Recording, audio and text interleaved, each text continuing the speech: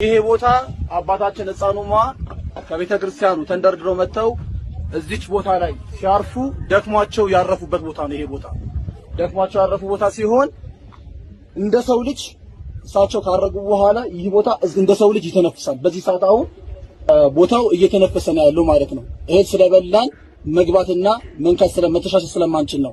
ይህ ቦታ የሚተነፍሰው እስከመቼ ነው? እስከ ዳግም ምጽአት ድረስ ቦታው ይተነፍሳል።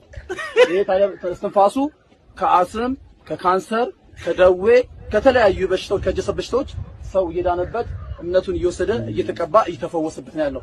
ዝቅ ስትሉ ደግሞ እንደዚህ በቦርኬት ታች ያጠርናታለች። አባታችን ደግሞ እግራቸው አለች እግራቸው ያረፈበት ነው።